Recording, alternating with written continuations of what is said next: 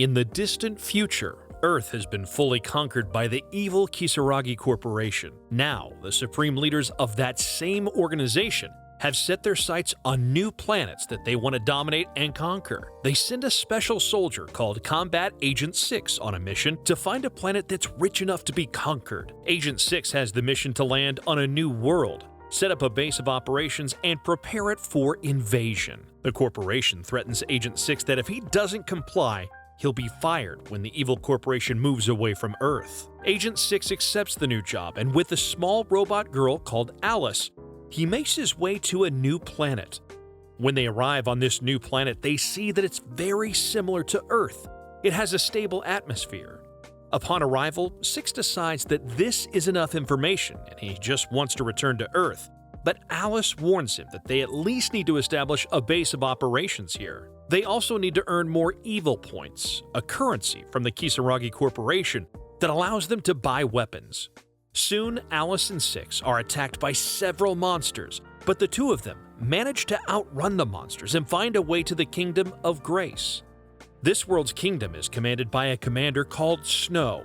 6 and Alice explore this kingdom and notice similarities with Earth, from technology and weapons alike. Snow shows them around and even presents a machine that can create rain to help the people. Alice realizes that the device isn't working properly and she can fix it. After she repairs it, the device asks for a new password, and 6 decides to write something disgusting so that the royal family gets embarrassed when they have to read it aloud. Princess Tilla sees this happening, and because of their actions, 6 and Alice are forced to join the ranks of the Knights of the Kingdom, and Snow is demoted to be 6's executive officer. She took responsibility for what 6 and Alice did, so now she has lost her position as commander. For years now, the kingdom has been fighting off vicious monsters and demons. Because of that, most men that have some skill are on the battlefield and fighting demons on the front lines. Because of this, Alice decides that 6 and their new group of knights needs more members. She finds a chimera named Rose and an archpriest named Grim, who's in a wheelchair. A giant battle begins with the Grace armies fighting off demon armies. 6 and his fellow knights move closer to the battlefield, and 6 decides that the best plan of action is to attack the supply lines of the evil orcs. Snow disagrees, as there's no glory in cheap fighting like that. 6 goes on his own and soon is faced with one of the demon army's top soldiers, Hane of the Flame. Hane is a member of the Demon Lord's Elite Four. With nobody to help 6, he has to dodge Hane's attacks and survive for as long as he can.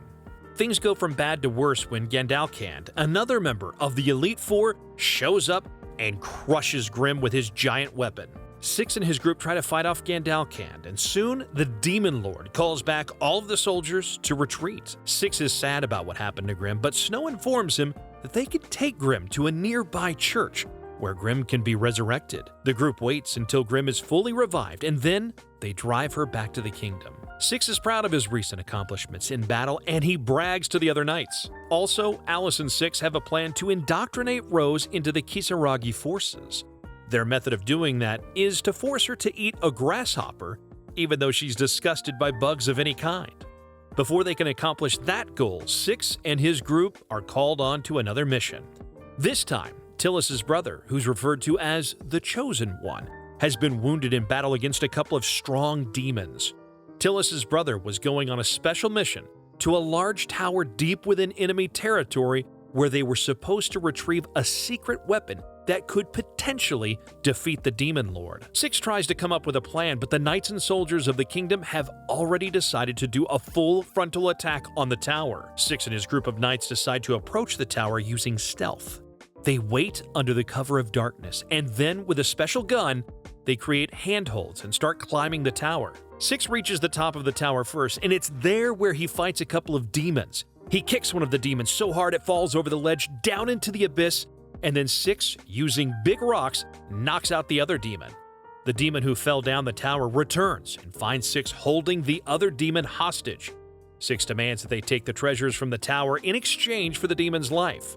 When 6 and Alice return back to the kingdom, they're rewarded with several bags of gold. Hane of the Elite Four is leading a giant demon army toward the kingdom. One of the kingdom's main strategists comes up with the plan to use 6 and his group for a direct assault on the demon army. Six has figured out that the strategist has only created this plan as a way of getting revenge against Six for embarrassing him and making him cry in front of everyone.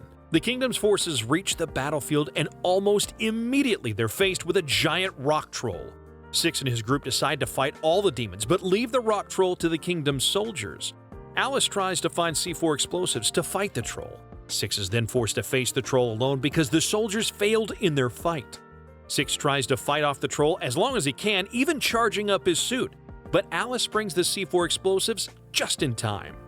Using the C4, they're able to destroy the troll. The only problem, Six used up all his suit's defenses, and now, for 3 minutes, he can be attacked. Hayden sees this and prepares to kill Six, but Grim uses a special paralyzing curse to attack Hayden. The curse holds Hayden for a while, but she manages to break free. Then, suddenly, Snow comes out to help and attacks Hayden as well. Snow, using her sword, cuts off a magical stone Hayden was using to make herself stronger. Six sees this as a chance and starts making fun of Hayden in front of her demon army as well as other soldiers.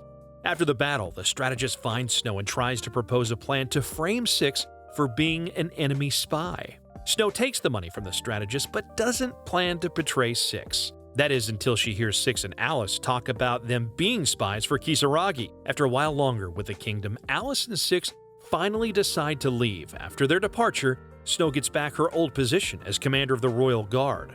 Rose and Grim also rank up. Six and Alice set up their new base and start preparations for the arrival of the Kisaragi Empire.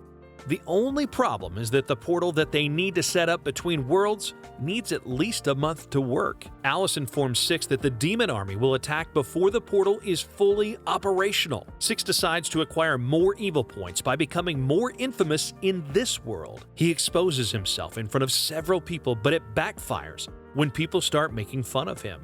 With these evil points, Six manages to get more funding from the Kisaragi company. He also buys several weapons and also landmines.